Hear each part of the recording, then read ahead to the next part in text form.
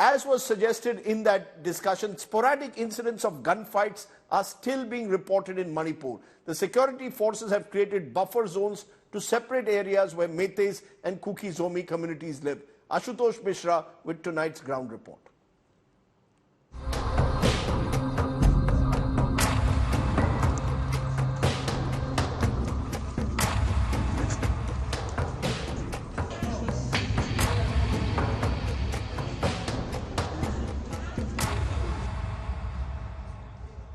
यहाँ पर जैसे ये किस तरह के बॉम्ब्स हैं? ये यहाँ पर जो मिले हैं, ये बॉम्ब्स किस तरह के हैं? This is must be improvised kind of mortar cells. It has been landing here quite a bit.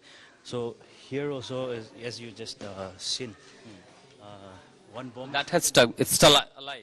Yeah, it's still live. It has not exploded. So we have called the bomb squad of Assam Rifle Kumaon Regiment, and they are coming here soon to dispose the bomb. How many bombs were fired towards this side?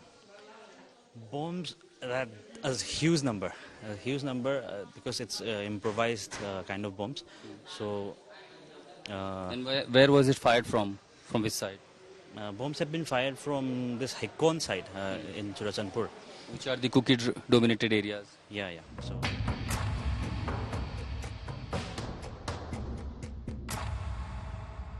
As the centre now intervenes to ensure peace prevails in Manipur, all I see at several pockets where there are the conflict between two communities. Now the buffer zone has been drawn, and all this buffer zone is now being guarded either by the army or the CAPF. There you see in the Bishnupur area where the Meitei and the Kuki communities are directly in conflict with each other, and they are literally in each other's firing range. This is how the army has been deployed, with a massive deployment of other CAPF personals, and there is a massive buffer zone has been drawn. So besides few meters there, you have a land which is dominated by the Kuki community, other side is the Meitei. So all you see, since they fall in each other's 180-degree firing range, there have been almost everyday intermittent firing, sometime low intensity, sometime higher intensity. And worst is when the local mortars using the pumping gun, those are fired upon each other. That has also led to death of innocent civilians.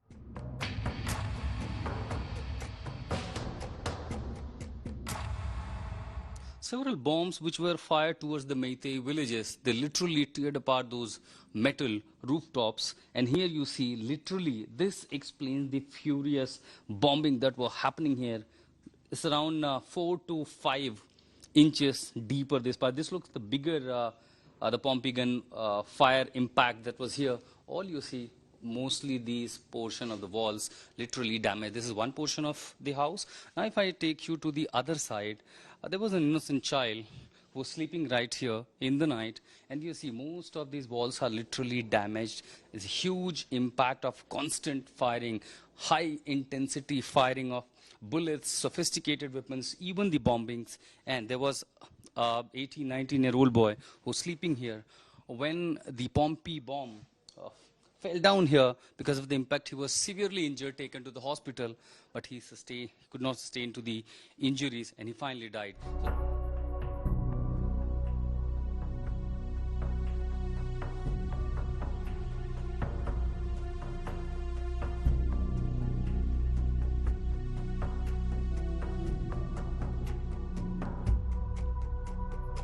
To ensure peace in the region, Central is now deploying huge number of army and the armed forces, the CAPF. However, the situation in the conflict area in the state of Manipur has really vulnerable pictures. Number of these shells explains how the violence and the tension continues. There is no end to the intermittent firing, sometime low intensity, sometime highest, and sometime it reaches peak as more than 12 hours in the region. More than the bullets this time. Now even the improvised blast also taking place in the conflict zone. The situation is really vulnerable. The state is in turmoil. At conflict zone in Manipur with Sanjay Kumar, this is Ashutosh Mishra for India Today.